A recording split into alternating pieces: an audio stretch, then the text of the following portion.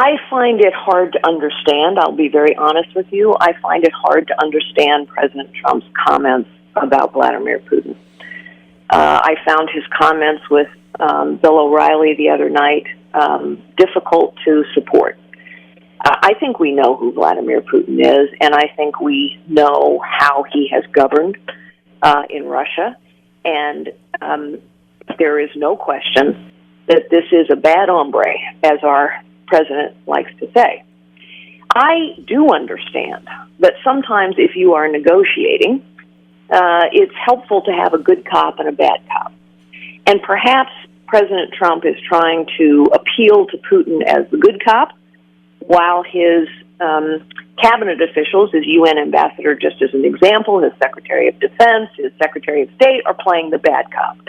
What I would suggest to him is perhaps those roles ought better to be reversed, because Vladimir Putin represents, or I should say, respects strength. And I think he needs to understand that this nation, while it perhaps can do business with him with regard to terrorists, I'm doubtful about that right now, but I think President Trump is right to test that thesis. But I think Vladimir Putin is not swayed by flattery. I think what he's swayed by is strength. So your advice to Trump would be not to appear as friendly towards Putin, but I mean, what Trump is saying is, look, there might be common ground to negotiate with the Russians as far as our common enemy, ISIS, and why not have a positive relationship with him? He's saying, what's the matter with that? If you have your eyes open, why is that bad? Oh, nothing's the matter with that. I mean, that's the point. The substance of what he's saying, the substance of what he's trying to negotiate, that is, let's have a constructive relationship with Russia on the subject of defeating ISIS. There's nothing wrong with that substance.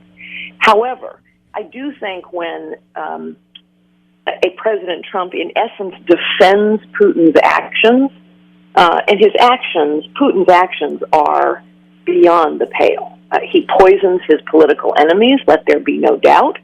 He has his state, his military has participated in the slaughter of civilians. There is no doubt what his actions are. And I think there can be no doubt that our president and that our nation do not condone that kind of behavior. All right. We